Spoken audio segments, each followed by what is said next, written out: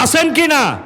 ভাইয়ের আমার, বদরের যুদ্ধে মাত্র 313 জন মুসলমান, আর কাফেরেরা হলো 1000।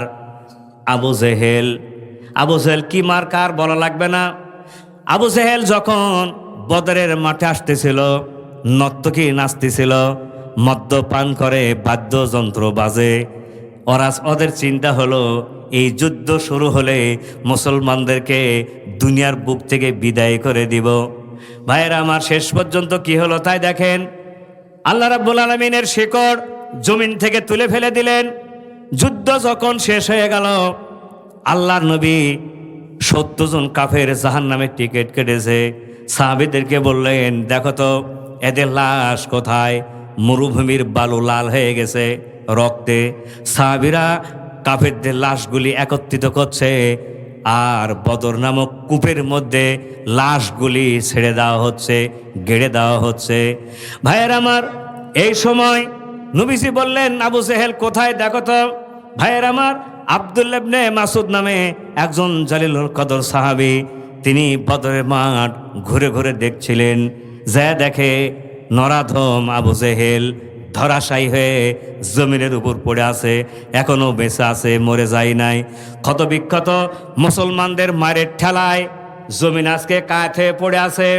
সঙ্গে সঙ্গে আব্দুল্লাহ ইবনে মাসুদ তিনি তার চুলের মুঠি ধরে গর্দানের উপর চেপে বসলেন। আবু জেহেল জিজ্ঞাসা করছে, কে রে আমার পিঠের উপর? আব্দুল্লাহ ইবনে মাসুদ বললেন, আমি আব্দুল্লাহ। আবু জেহেল বলছে, সি সি, আমার লজ্জা। তুই একটা রাখাল, তুই একটা ছাগল চড়াস, আমার মতন এত বড় নাম করা নেতা আমার ঘাড়ের উপর তুই। ভাইয়ের আমার, আবু জেহেল জিজ্ঞাসা করছে, আব্দুল্লাহ রে, আজকের বিজয় কার? আব্দুল্লাহ ইবনে মাসুদ বললেন, আজকের বিজয় আল্লাহ এবং তার রাসূলের। বলেন সুবহানাল্লাহ। ভাইয়ের আমার, খাপ থেকে তরবারি বের করেছেন, এত সময় নাই কথা শুনবার আব্দুল্লাহর। তখন আবু জেহেল বলছে, শোন, তুই যখন আমাকে হত্যা করবি, তখন আমার যখন গলা কাটবি, তখন আমার গলাটা একটু লম্বা করে কাটিস, যেন জনগণ লোকজন দেখে বলতে পারে আবু জেহেল এত বড় নেতা। ভিলেনেরা মার খাওয়ার পরও হেজাব হয় না ওরে। কথা বলেন ঠিক না ভাই? ভিলেন যত মার খায় ওরে হেজাব হবে না, ওরা চরিত্রবান হবে না। ভাইয়ের আমার, তরবারি ঝাড়লেন, মাথার বডি আলাদা হয়ে গেল।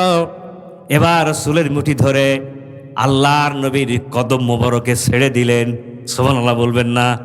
দেখছেন শিকড় কি করছেন আল্লাহ তাআলা? শিকড় জমিন থেকে আল্লাহ তুলে ফেলে দিলেন। কার? আবু জেহেলের। আবু জেহেলের কাজে ইসলামের সাথে যারা সত্যতা করে, ওদের শিকড় আল্লাহ তাআলা দুনিয়া রাখেন না। দেখেন, যেই কথাটা আমি এখানে বলতে চাচ্ছি আপনাদের সামনে, কোরআনের সাথে বেয়াদবি করব না। আমরা সবাই রাজি আছি ভাই? ইসলামের সাথে বেয়াদবি করব না, রাজি আছি ভাই? দাড়ি টুপির সঙ্গে বেয়াদবি করব না, রাজি আছি ভাই?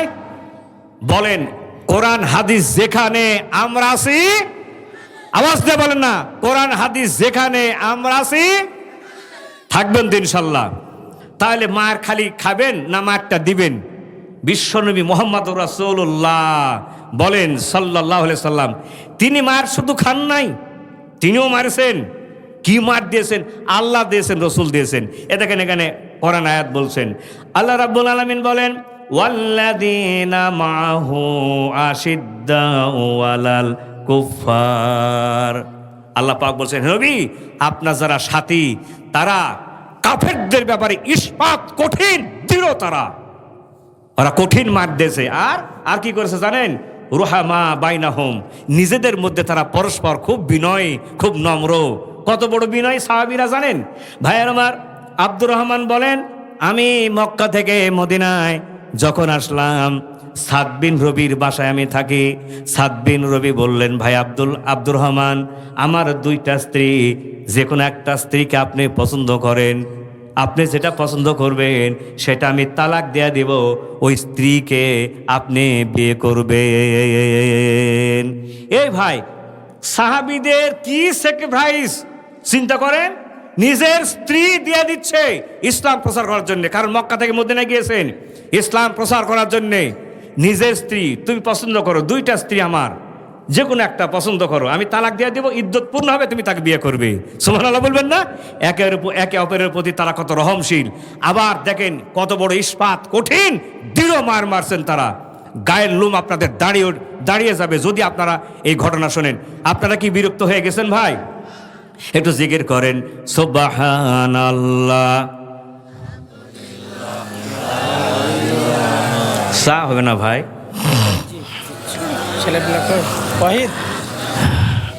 ভাইজান, আমি কি আর কিছুক্ষণ কথা বলার সাহস করব কি ভাই? আপনারা আছেন যতক্ষণ, আমিও থাকবো ততক্ষণ। আচ্ছা, বিরক্ত করব না ভাই আপনাদেরকে, ইনশাল্লাহ। বলেন ইনশাল্লাহ। যথা নেমে ছেড়ে দেবেন ইনশাল্লাহ। বলেন ইনশাল্লাহ। তাহলে শোনেন, এই ভাই, কেউ হাঁটাচলা করতে পারবে না, একটাও কে হাঁটাচলা করতে পারবে না। এটা বসো।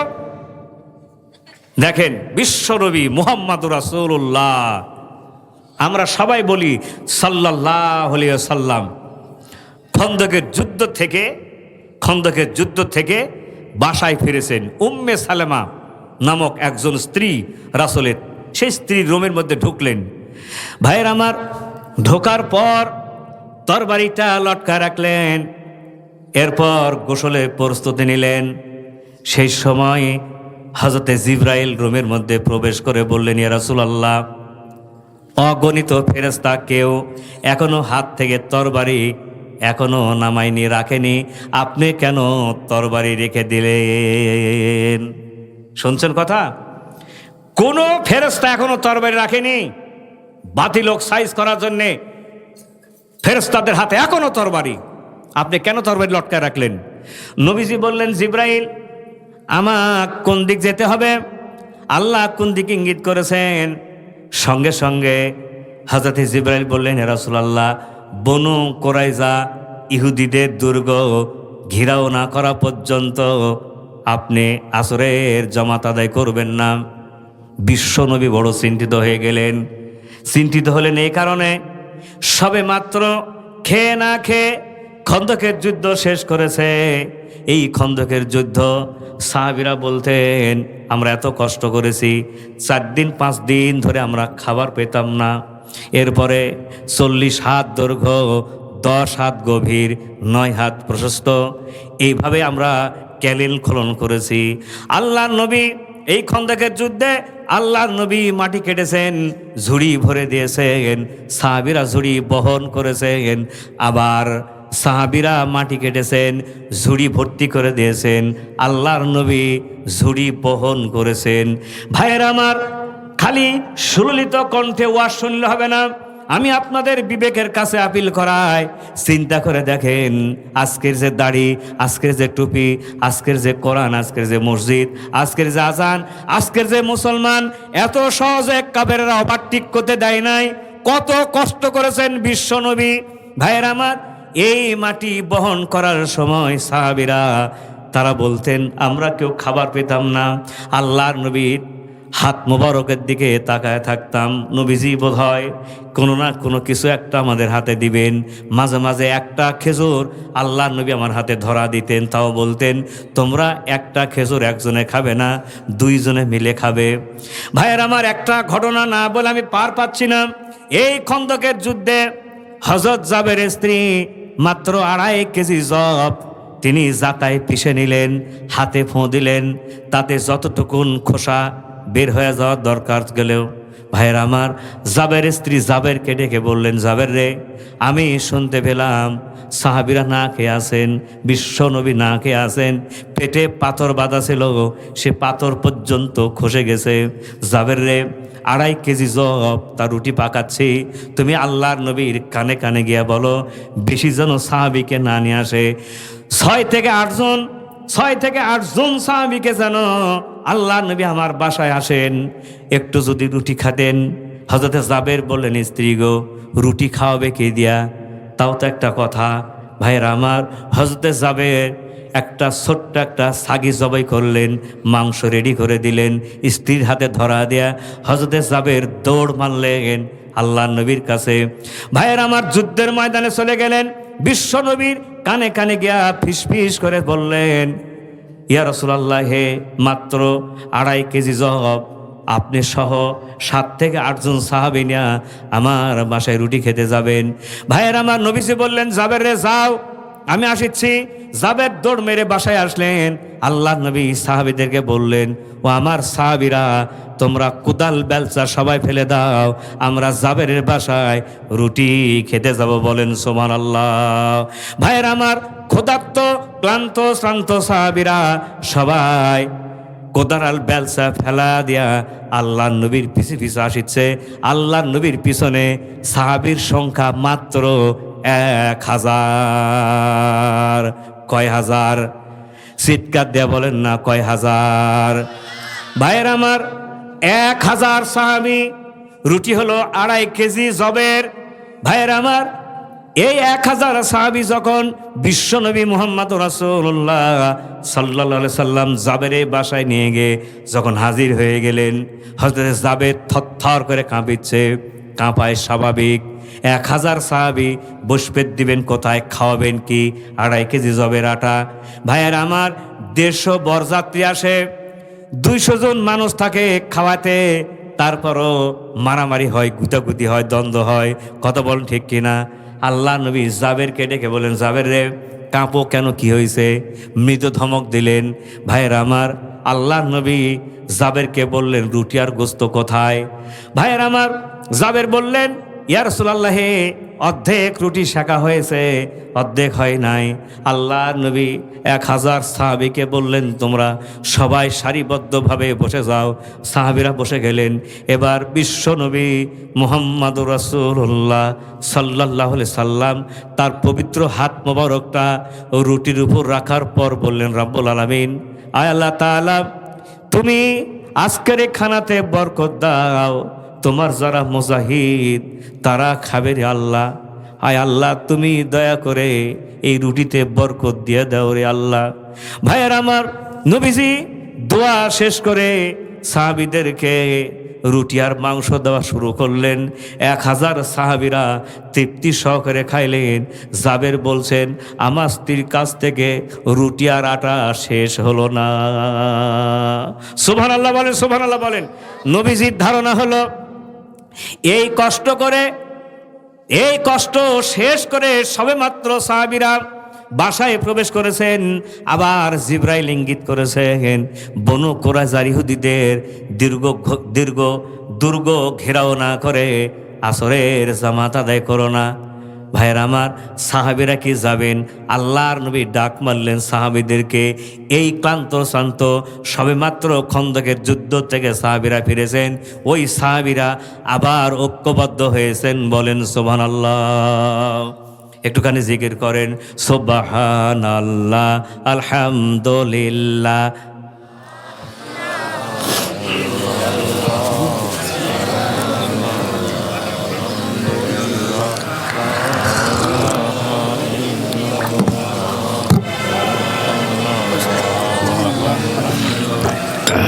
আলহামদুলিল্লাহ। আওয়াজ দেন না ভাই, সুবহানাল্লাহ, আলহামদুলিল্লাহ, লা ইলাহা। আরো জোরে বলেন ভাই, সুবহানাল্লাহ।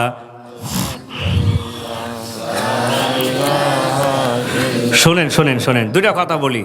2টা স্পেশাল নিয়ামত আপনারা পান, এই জন্যে আপনাদের শুকরিয়া আদায় ডবল করা উচিত। এক, সারা বাংলাদেশের মধ্যে একটা ঐতিহ্যবাহী খাবার আপনারা খান।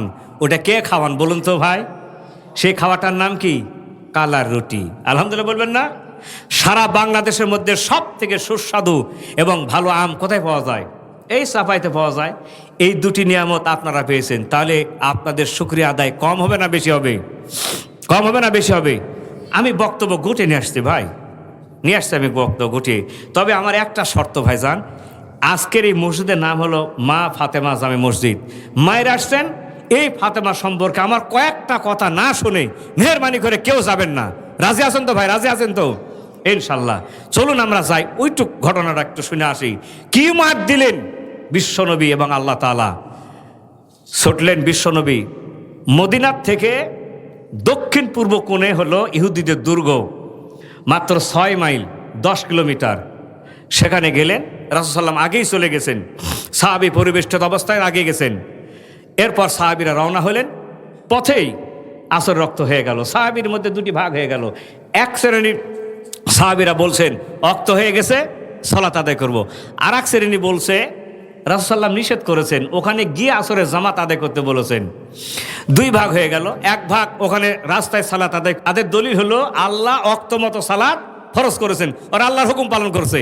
আর যারা রাসূলের কাছে গিয়ে সালাত আদায় করছেন তারা রাসূলের নির্দেশ পালন করছেন। দুটাই ঠিক, আলহামদুলিল্লাহ বলবেন না? তাহলে কোনো দ্বন্দ্ব নাই, কোনো গুতাগুতি নাই, আছে নাকি? বলেন গুতাগুতি আছে?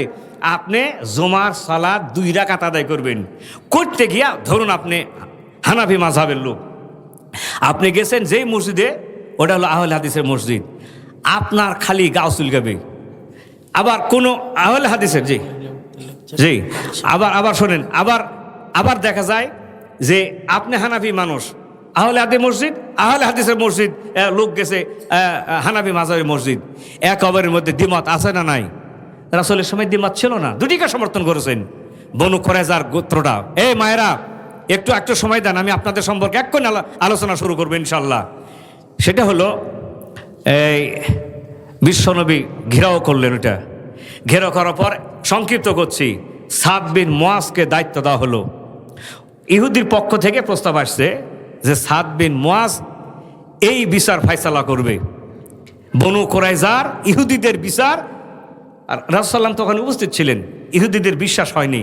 সাদ বিন মুআজ ছিলেন ওই গোত্রের লোক, তাদের ধারণা হলো আমার গোত্রের লোক যদি হয় অন্তত আমাদেরকে হত্যা করার মতন সিদ্ধান্ত দিবে না। সেই জন্যে তারা করলেন কি, সাদ বিন মুআজকে দায়িত্ব দিলেন। সাদ বিন মুআজ ফায়সালা দিলেন, শিশু আর নারীকে আলাদা করো, আর ইহুদিদেরকে পিঠ মোড়া দিয়ে বাঁধো, এরপর তাদেরকে হত্যা করো। হত্যা করা হয়েছে, 800 ইহুদিকে হত্যা করে মদিনার মাটিতে মাটি চাপা দেওয়া হয়েছে। চিন্তা করছেন তাহলে কত কঠিন ছিল? লিল্লাহে তাকবীর। আচ্ছা ভাই, আমি বক্তব্য আর বাড়াবো না, বুঝতে পারছেন? আমার কাছে কথা আসছে এই মসজিদের জন্য একটু কালেকশন করা লাগবে, আর মাঝখানে মা বোনদের ব্যাপারে আমি কিছু বলবো ইনশাল্লাহ। ভাইয়ের আমার, আল্লাহ নবী বলেছেন তোমরা একটা খেজুর আল্লাহর রাস্তায় দান করে হলো জাহান্নামের আগুন থেকে বাঁচার চেষ্টা করো। সাহাবীরা বললেন, ইয়া রাসূলুল্লাহ, যদি একটা খেজুর দান করার মতো আমার তৌফিক না থাকে আমি কি করব?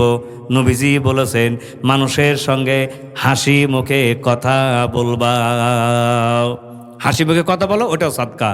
আমি আপনাদের সামনে বলতে চাই যে এই যে মসজিদটা, যত বড় মসজিদ আপনারা মানে প্রস্তুতি নিয়েছেন, অনেক জমি, 18 কাঠা না কত কাঠা জমি বললেন আমার মনির ভাই, খুব ভালো মানুষ, অনেক শ্রম দিচ্ছেন। আমি শুনলাম 15 লক্ষ না 20 লক্ষ টাকা পর্যন্ত দেওয়া হয়েছে এখানে।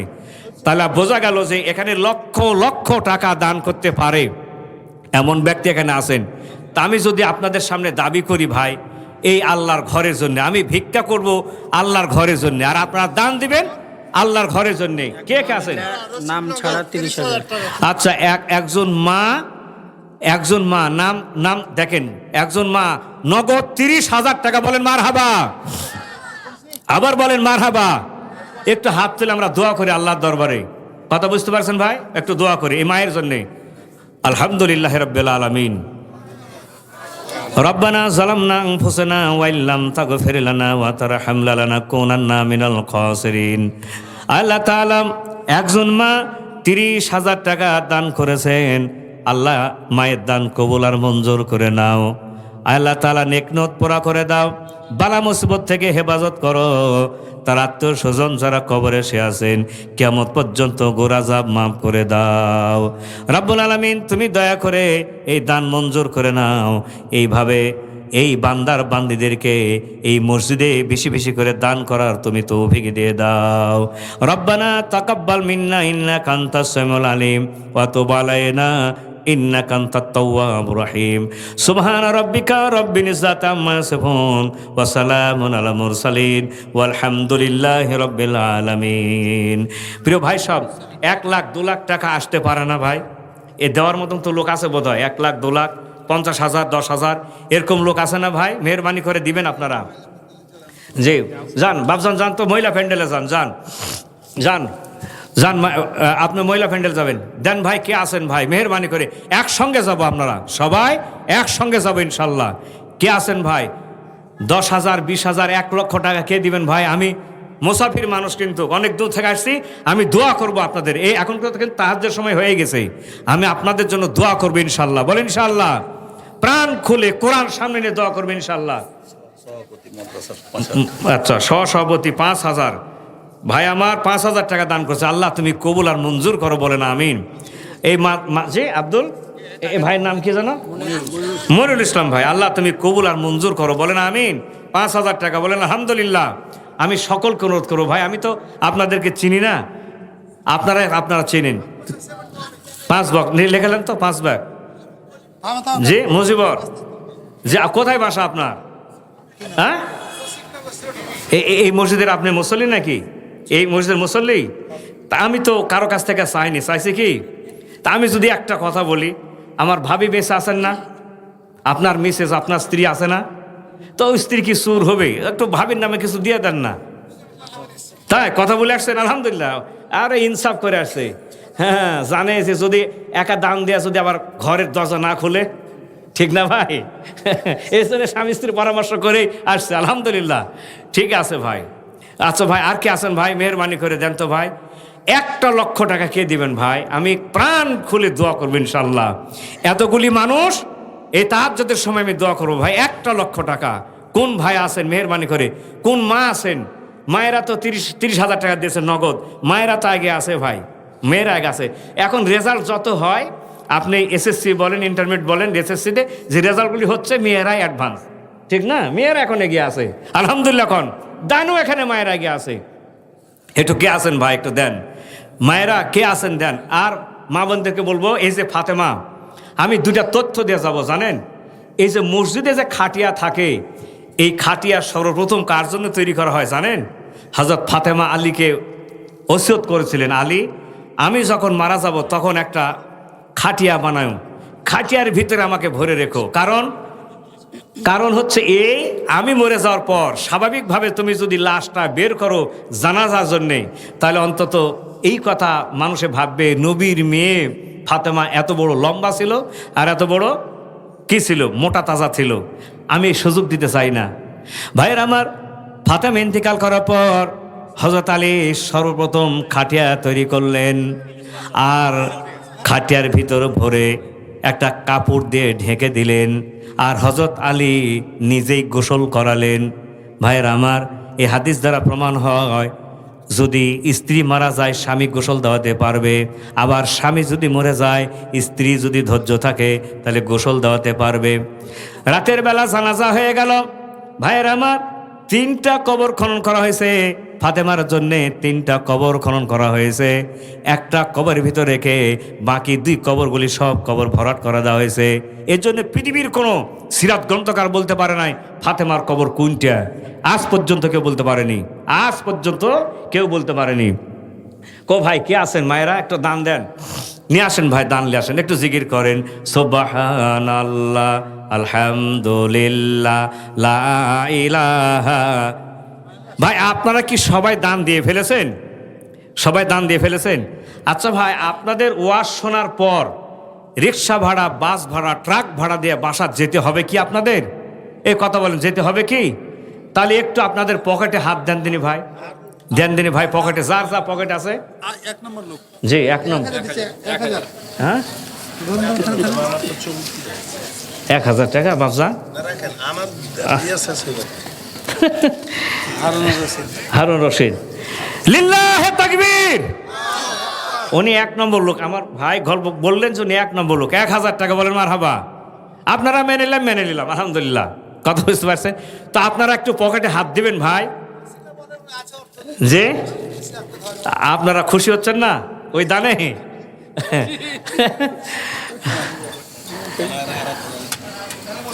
আলহামদুলিল্লাহ, 1000 বাড়া দিচ্ছেন উনি। হ্যাঁ পরে দিয়ে দিবেন। আচ্ছা দিয়ে দিবেন ভাই। প্রিয় ভাই সাহেব, আপনারা কি আছেন ভাই একটু দেন। এবং পকেটে যা আছে আপনাদের, আগামীকাল আল্লাহ বেঁচে রাখলে বিস্কিট খাবেন, চা খাবেন, পান খাবেন, 18-19 প্রকার জর্দা দেয়া পান খাবেন, টান খাবেন, কত কি খাবেন আপনারা। তো ওইটা আল্লাহর ব্যাংকে জমা করেন না ভাই, একটু আল্লাহর ব্যাংকে। জি। আর ভাই শোনেন, কয়েকশো ব্যাগ সিমেন্ট লাগবে।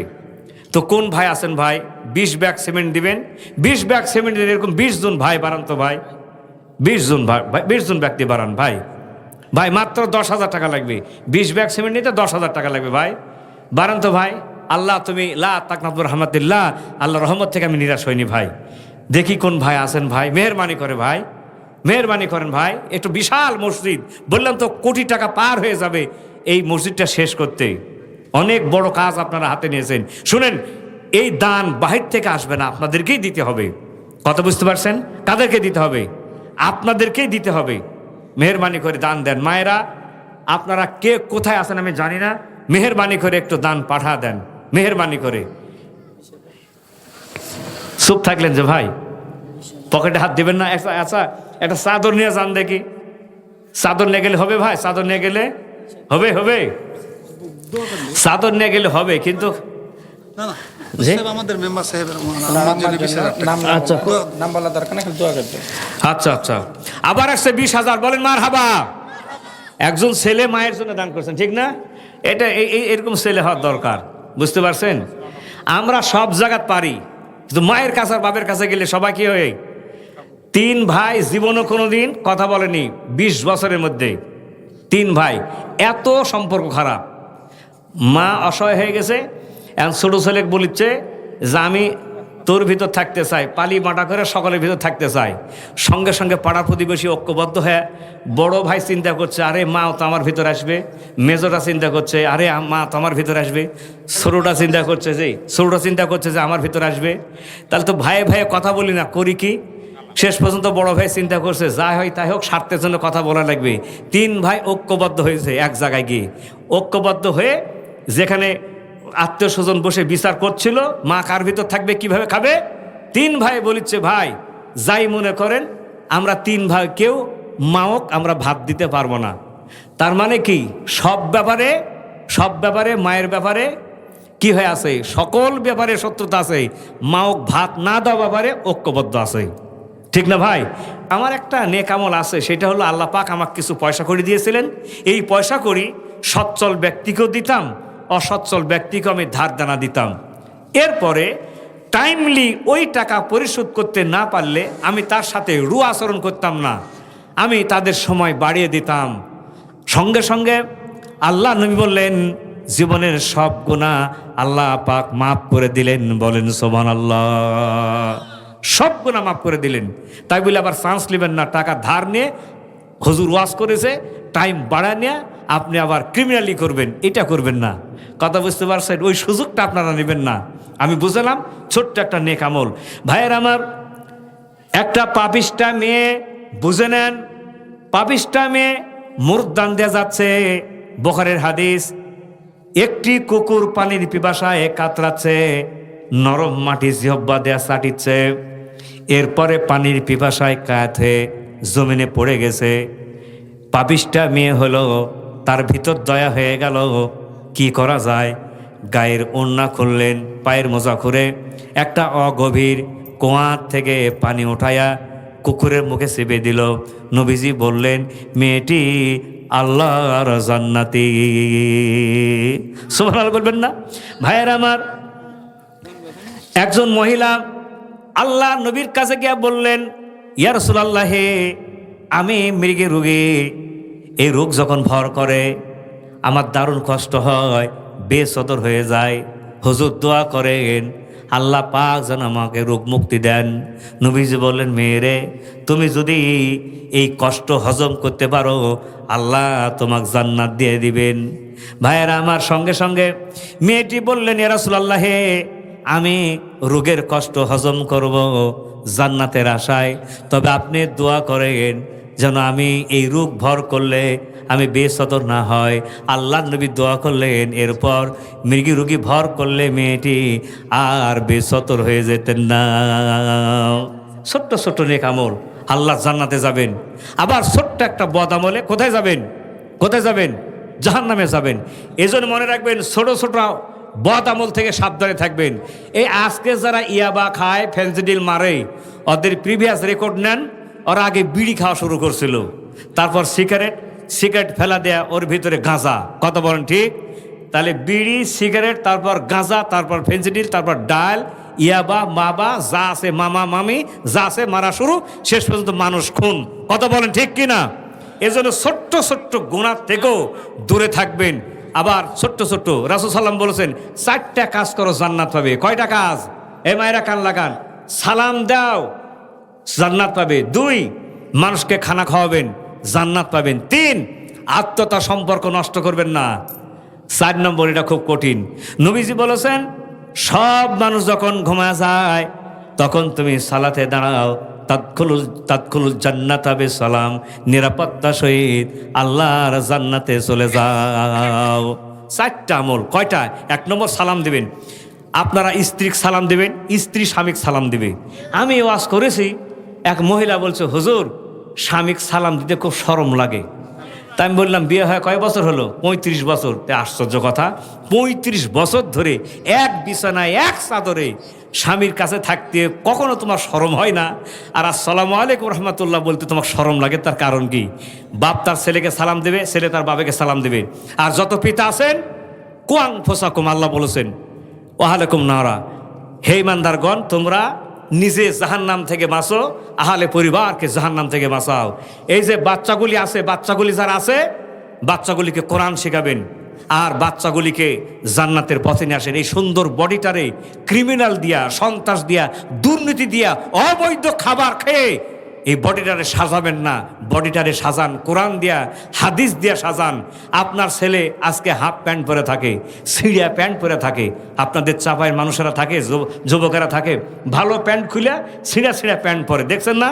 আবার হাফ প্যান্ট পরে থাকে। কথা বলেন ঠিক? এই কথা বলেন ঠিক? তারপরে এমন জামা পরে রে ভাই, ওটা ছায়া না ব্লাউজ বোঝাই যায় না।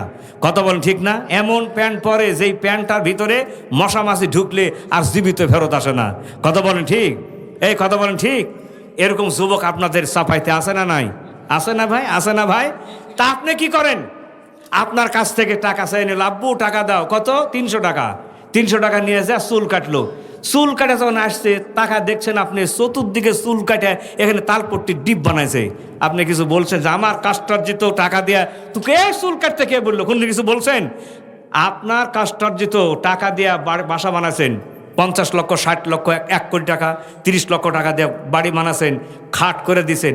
আর আপনি আজান হয়ে গেল, আর আপনার ছেলে বিলেতি কুত্তার মতন লতবদা চেহারা, কলেজে পড়ে, হাফ প্যান্ট পরে, ওই আপনার তৈরি করা বাসা আর আপনার তৈরি করা খাট, ওই খাটের উপর শুয়ে আছে। কোনোদিন ওর ঠ্যাং ধরে পাও ধরে টান মারছে, রে শয়তান আজান হচ্ছে যা মসজিদে যা। বলছেন কোনোদিন? আমরা বলছি কোনোদিন? কোয়াং ফোসাকুম আহলাকুম নারা, আল্লাহ বলেছেন নিজে বাঁচো জাহান্নাম থেকে এবং পরিবারকে জাহান্নামের আগুন থেকে বাঁচানো লাগবে। আপনার আমার পুত্রবধূরা ঠোঁটে লিপস্টিক, তারপরে কি যে পরার পরে আপনার ছেলের মোটরসাইকেলের পিছনে যায়, ছেলের গলা ধরে এই রাস্তা দিয়ে যায়, এমন করে গলা ধরিছে মনে হচ্ছে যুদ্ধ অপরাধ, ফাঁসির রায় হয়েছে। কথা বলেন ঠিক না ভাই? ফাঁসির রায় হয়েছে।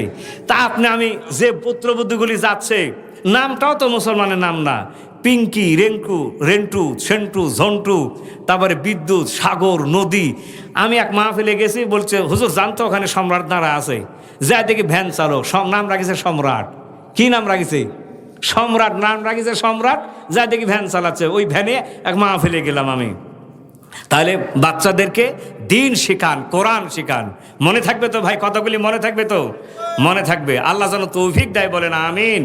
তাহলে আজ আর কথা না বাড়াই ভাই, নাকি? কিন্তু হ্যাঁ ছেড়ে দেবো। হ্যাঁ জি না, আপনার ডালে আমি ছেড়ে দেবো ইনশাল্লাহ। আমি তো এতক্ষণ